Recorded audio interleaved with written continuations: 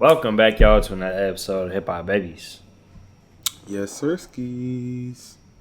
We back. You know what it is, man. Host of the most, DeadLeigh. Got my boy Ray with me, as always.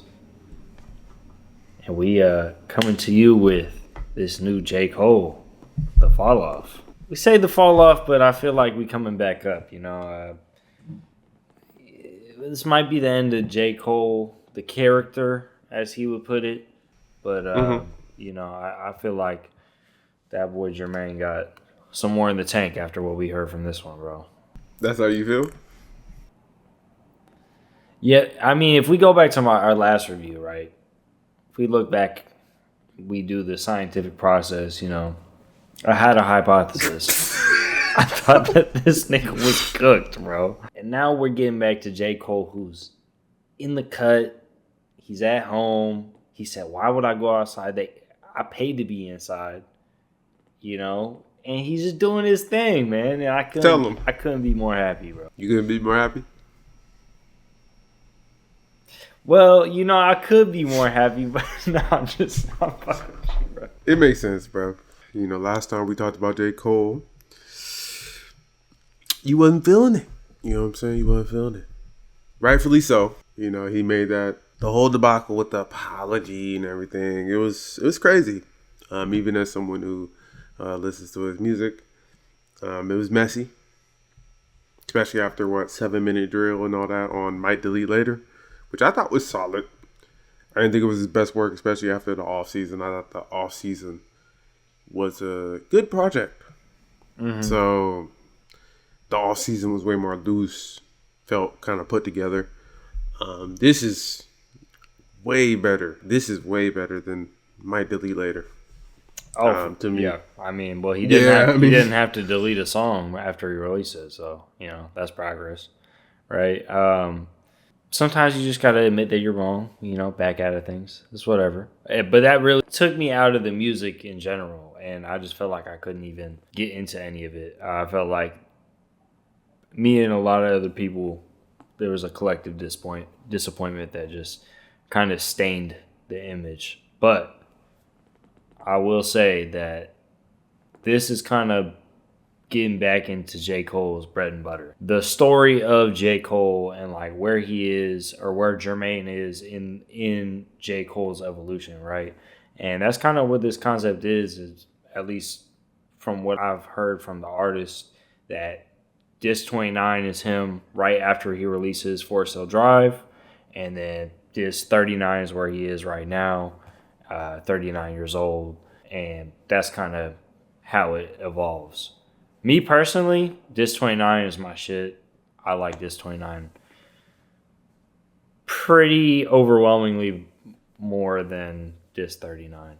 Yeah, I mean, Disc 29, you get that hunger. You get a lot of, especially when you first go into the album, right? I feel like the first few tracks on this album hit you. 29 intro. Even, you know, the first time you listen to J. Cole in a minute, yeah, you get James Taylor, South Carolina in my mind pretty much, basically. Just talk about how he's going back home, or kind of just basically like how even when he's away, or, you know, that song, I had to do my research. Okay, I was like, okay, this is good. You know what I'm saying? I get it. And then I feel like it added to the album. I feel like that's a really important thing to make, like, your intro. It was like, okay, this is like a song that obviously meant something. And when I did my research, obviously it just was like, okay, this is about, you know, when you come back home or you're missing home. And I think that it was a great way to start the album. And you go to 29 intro, which also goes into that as well. But it's way more hard. It's way more maybe what he was hearing when he came back. I mean, he just went in, you know, it basically was like 2-6, you know what I'm saying, all that. It's definitely something just like he's coming home, he's thinking of home, right? But like in reality, what is the home? And it's not always, you know, sweet sounding. There's the juxtaposition. Coming back home after dropping Forest Hill Drive, he's like coming back to what he came from after he created that, and it's just some of the same old shit. And then you get into Safety right after, which is one of my favorite tracks. This beat is just crazy, you know, just pen to notepad J. Cole right here. It was really smooth. That's kind of how he is. I mean, he can just kind of like take you to a different place at any point, which is really great. I love the beat on this one. He's talking about how homie was talking to him about how he didn't take it personal, how they weren't in touch. He knew he was busy. Someone was talking stuff while he was away. What's up? Let me know when you back so we can figure it out. I mean, some people would probably talk about this if you're going into this album. It goes into some homophobia. Basically, a group of friends mistreated this person, maybe because they were different, and how he wishes he could change that. You know, you're going into how he was 29. You know, that was a long time ago, a different time period. I thought that was interesting to hear, you know, because this has been brought up with his career multiple times, how he says certain things and it comes off a certain way.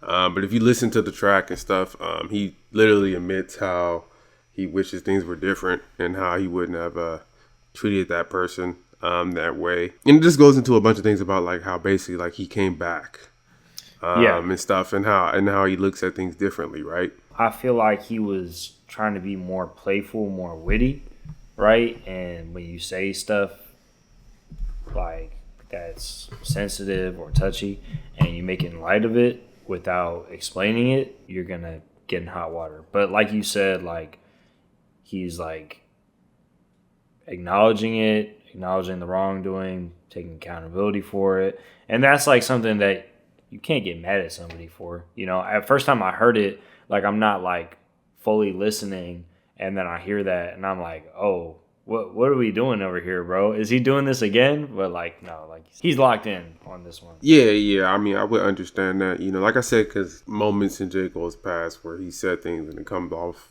kind of tone deaf, but within the context of the song, it made sense. You know, we're going into his past mentality or how he's viewing things about how he returned home. Running Train with Future. F, do you know about Jermaine? You know, screaming that, and all the bars on this track. I mean, this was a crazy track. This is one of my favorites for sure. A lot of people who I try to put this album towards, this is one of the ones that they were drawn to. And it kind of gives me a little bit of get off my dick vibes, you know? Like, not really the same kind of sounding track, but like, you know, the refrain of like, you know, I don't give a fuck, bro. Like why are you so concerned, bro, about, you know, me and thinking that you know me and stuff. And that's always something that I've admired about J. Cole as well. Props, bro. And you got Future on here. Yeah. Multiple, I mean, what, twice, maybe three, I think twice. Yeah. And, you know, I'm tuned in for it was that. dope. Yeah. I have a quotable, trying to make a legal dollar seem harder than guarding Wemby when you're hardly 6 feet tall. Somehow I can ball. You know, keeping the references relevant. You know, of course, Wemby hooping. He's like 7'6", 7'5", 7'4". Some astronomical He's number, bro. something crazy. I do think J. Cole on this album, I mean, he went back to that heavy. I mean, as you go into it, I know you said the second part of the album you didn't feel as much maybe as the first. The beats for the most part and the bars are there. It's just a matter of if the song hits or not. Maybe I think maybe the first half was like there's a little bit more put into it. It might just be like a time thing, you know, because we were talking about him at 29 reflecting on it. Conceptually, I feel like that works a little bit better because you know yourself. You've had more time to think about that version of yourself, and you're able to maybe create something more compelling. And I think that's kind of where it lands for me, because I feel like the end of 39, it just kind of fades out a little bit, and it's not as good as the beginning of 39, you know, like the ending of it. But I think 29 all the way through is, you know, heavy, bro. Like I'm talking every track on here, bro, is banging. Poor thing. That verse. That beat, bro, like, god crazy. Damn, man. You know, the pride leading basically to your fall. You know, all this is you know, all that energy. You know, you're coming back. You hear about someone maybe talking stuff or being like, you know, J. Cole ain't really this. He ain't really from here. You come back and you talk stuff.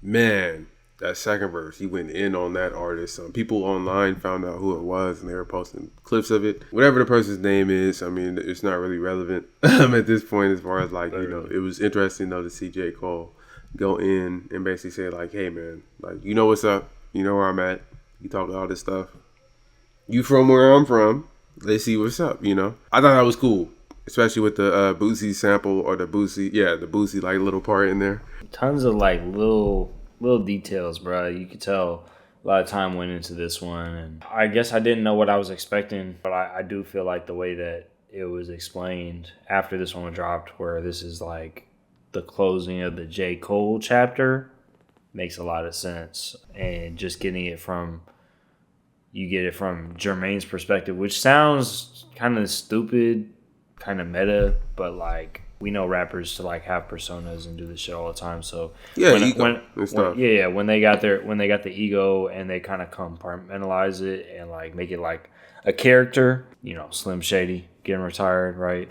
It's good. It's good to close it, and it's good to just acknowledge it for what it is and not like have to act like that all the time. You know, like I feel like that's kind of weird. He coped and he like got refocused and did a really good job with this one. And then bro just keeps going.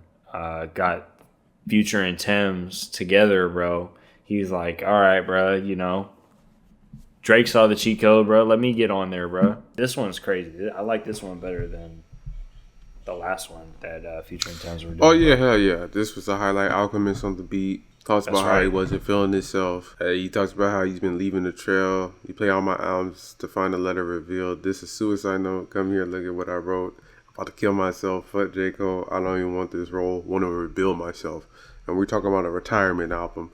I think that adds to that. Of course, you know, he's talking about rebuilding his image, starting anew. I mean, this album's called The Fall Off.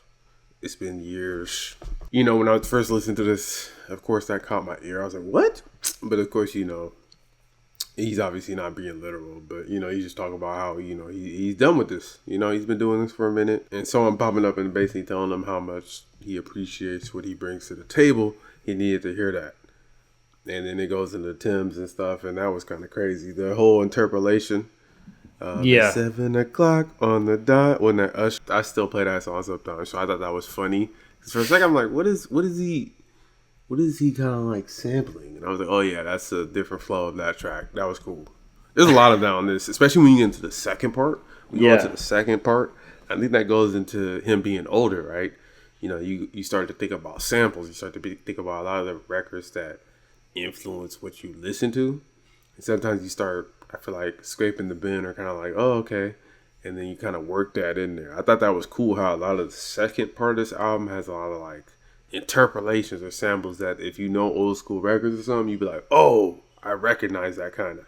But he did his own little twist on it, you know? That was really cool. As you get later, I feel like it was almost like he was paying homage a lot on the second part of the album. Because we talk about it like he's 39, you've been in the game. This is supposed to be your last album, right? So you have a lot of room to talk about what you want to talk about as far as like reflecting on being back home. Because when you're back home when you're younger, you're more hungry, right? You're more like, oh, I'm back here. I'm flexing what I got. While when you're 39 or you're older in the game, it's like, I mean, you know, we're talking about J. Cole. He's a legend at this point. So it's more so like you just talk about what's going on or how you feel looking back. And I think you have a lot more of that later on this album, you know? Like song-wise, you know, that's really where my main point was. We have been getting crazy concepts here, and then when I get to that back half, I feel like the concepts are more loose, and they're just kind of like, you know. But some of them are really good. Like, I don't mean to jump around here. The Whole World is the Ville on Disc 39. That shit's fucking crazy. That's later. That was a great track. That was the closer, you know, and he really like capped it off there. But I feel like, you know, some of the stuff in between was like, well, if you don't count Ocean Waves, you know, it's weird. He has bonus tracks on both of this, and those are kind of like closers. That's true. But you know, if you count the standard, even though this is a standard album, you know how artists do that nowadays. It's weird, but I do think it's interesting, and I did love "And the Whole World Is Ville." Like I love that you brought that song up because never forget. I mean, it kind of closes that up. You know, never forget where you're from. He always brings up the Ville, and he wears it on his sleeve, especially on this, bringing up features and stuff. He goes double platinum with no features. I mean, obviously he's been getting more features recently, but it was cool to see him get PD Pablo, and that was a NC native, so that was cool to see him tap back in and bring him on that little part of the old dog, right? Yeah, that was cool as hell. He was doing his thing all over this. It was crazy, bro, and we were only halfway through the first one, but yeah, Who the Fuck Is You right after that. It's another one of my favorites, bro. Had the little, beat switch at the end where, like he was just having fun, bro. Singing, rapping, giving you bars, giving you hooks. Man, Who the Fuck Is You is a highlight. Yeah, that's probably one of my favorite tracks. He showed a snippet of that at the end of that video he posted on Twitter. The fall off is inevitable. Yeah. When he dropped down on Twitter, he put a second part. It was basically a snippet, and that was part of the beat. And I instantly knew, I'm like, oh yeah, he's finna rip that. So to hear him fully rip that was crazy. I love the beat change, of course. And then he says, I'm a sidewalk. I'm going to stay there. I'll leave the streets for the ones that would have played there. That was funny. All them camp you let the players rap is over with. The real is back. You feel away. You got to cope with it. The Ville put it 6 feet like back when COVID hit. Man, I mean, he was going off on that second part of Who TF Is You. He's still talking shit the entire time, bro. The entire time. And it's amazing, bro. Drum and bass, definitely one of the top beats for me, bro. Like, yeah, that was simple. Basically, just talk about being defensive. What's it called? What you talk about? Like basically, like don't question them. You know who I am. I love that track too. That was a highlight for a second. When I first listened to the album, that definitely stood out. It definitely stood out from the beginning.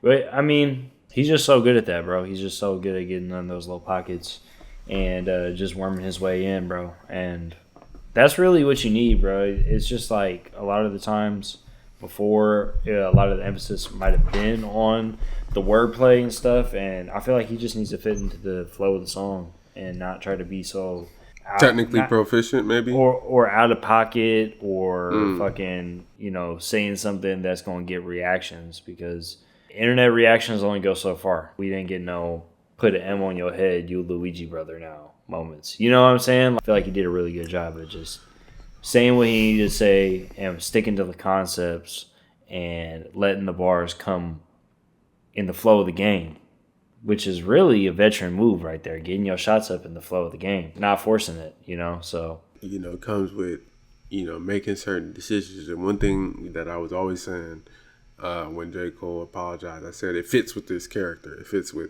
what he raps about. He's true to himself. You're not going to put him in a position where he feels like he has to do something, or he has to forcefully do something that's not what he wants to do. He talks about this and kind of like realizing like what life is kind of about as you look past certain things. A lot of the times about like returning home, you hear about certain things, you see things have changed, but you've changed as well. It kind of skips, obviously, but I do think this is, like you're saying, where J. Cole should have been going. I think with Might Delete Later and even the off season, it felt looser, which was fine. You have features, but before that, he would do like no features or maybe one or two, and they'd be like really intricate.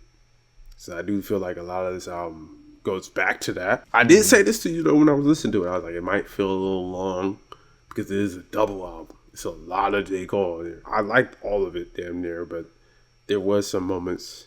You know me, man. I'm not into the super lovey-dovey tracks all the time. And Only You was a moment like that, even though I like Burna Boy. I do think it's not a bad track. It's just something I'm not going to go back to. But it was cool to hear him make that type of track. Obviously, he's making that track for a reason, and I do think that might hit someone else more. And I did see that on all these tracks. Even Life Sentence, I did like how he did the DMX interpolation and talk about, what I'm saying? Like, there's a lot of that on here. It's just like talking about love, especially when you get into the second half. It's a lot about love, being older, reflecting. You tell me if you under 20 years old, you ain't gonna be listening to this album, bro. I mean, maybe not. I'm not gonna lie to you. It could be one of those things where you say it's corny, and I did say that. That's what I was saying. Like, J. Cole can be corny, but it's corny bad. And you were saying that as well. It's like, it depends. I don't think this is bad. I think it fits. This has always been him. The Villas. And again, showing love to old school hip hop. Outkast, Elevators, Me and You, the Mobb Deep sample, the realest. I mean, he was just showing love all on the second half, and I really did appreciate that as someone who loves hip hop and loves a lot of these old school artists, paying homage. And this is supposed to be his last album, so obviously it's like, oh my god, like J. Cole is showing love to hip hop and everything. It was cool. I don't think this is his last album, no, but either way, it was cool to see him put this together as if it was. The whole Biggie versus Tupac thing on What If. He just went for everything. It just seemed like he just was like, okay, if there's something I want to go for, I'm going to go for it on here. Does run a little long. I do recommend maybe like taking it one disc at a time. I don't think you need to listen to them back to back. I don't know. Would you say it adds value to listen to them back to back? Because I think that, honestly, after I'm done with the first album. I think it does add value maybe the first time. Even then, if you do want to take a break, take a break. But I think it did help just listen to it as a whole, because it gives you that younger versus older / like putting them together, and you see the similarities as well. I do think, I mean, there is some type of concept here. We didn't go into like every track and like, oh yeah, like this connects to this. It's not really like, I feel like a story. There was something here, and I did appreciate it, but it is a lot. And I was saying that because I remember you were saying, like when it came out, you were like, man, this album, like, it is one of J. Cole's best projects. And I'm hearing that from other people. I'm still finding out where to rank it, though. As a J. Cole fan, you know, I appreciate a lot of his work. So I'm still kind of like, I don't know where, especially because this might be his last album. But, well, I feel like, I mean, so far, I'm really liking it. I feel like what I said, this fits with 2014 Forest Hill Drive, Born Sinners, and the mixtape series, right? That's kind of where it fits in, and it's part of that series. And the other albums, KOD, For Your Eyes Only, Might Delete Later, those are loose concepts. They're stuff that he wasn't really like doing as hard as he's doing this.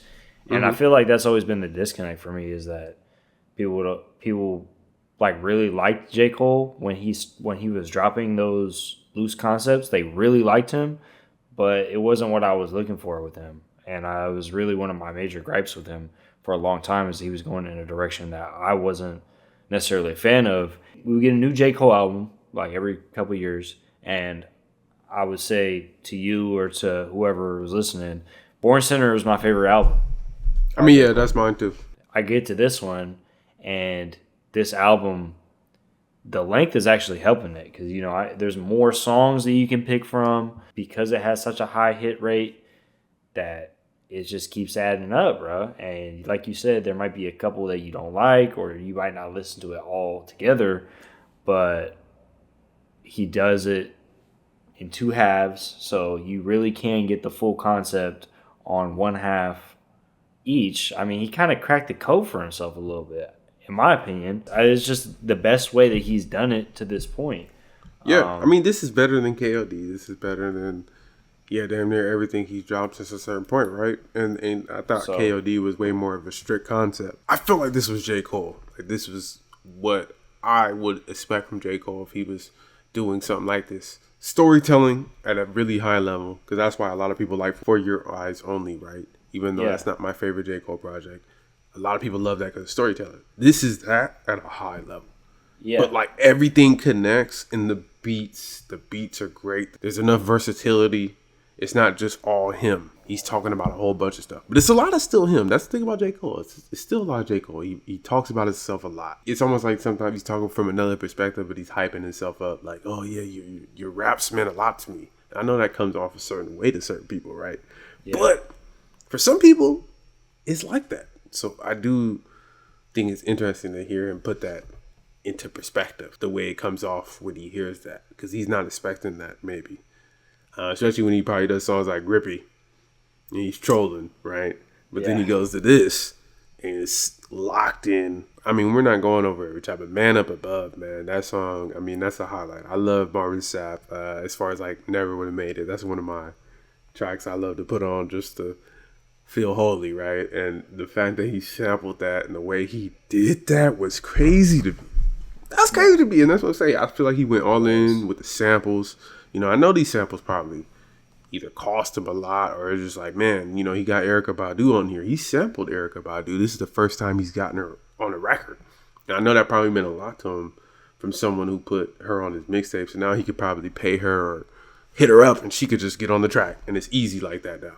I'm hoping it's not his last record because there's obviously still some in the tank. Like, this isn't everything, man. There's no way this is going to be literally his last project. And if it is, man, I mean, it's going to hit me later, I think, as far as like, man, like this is his last official, fully thought out conceptual project. He might drop some more mixtapes, some more like, okay, here's this. But this, man, he put a lot into this. Going back to 29, right? And like taking it back to Forest Hill Drive was such a treat. And him like being able to do that with like all the assets that he has now and the access that he has now, that's really like what sold me. And then like you get to 39 and it keeps going. It gets a little bit better. He's grown, right? It works really well, bro. And J. Cole was just able to move so effortlessly through his like past and take you to places. Like I said, it's just one of his best skills, bro. He's always been really good at it. Why you think I ain't give up on him, man? I was like, bro, I was like, he had to do that for a reason. Like, there's no way. Like, I know J. Cole is an artist that, especially because he was still playing an album, it's like, no way you're just going to throw yourself into the fire like that and just be like, yeah. Because Schoolboy pulled him to the side, bro. He said, it fit. People call him corny. People call him whatever. He's always been that way. And he talks about that, like, you don't have to do things because a culture tells you to do it or, you know, going to specifically being a rapper. Maybe that's why he's kind of letting this fade away. It's like, you know, to be a rapper, you got to be hard. And it kind of goes in that. Like, some of these songs, he's acting hard. He's talking about, like, yeah, what you talk about. But really, if you listen to J. Cole, he's not that type of way. You know, Kendrick, he talks about being connected to certain people in his family or whatever that was connected to a certain thing. Drake, he has mob ties or whatever.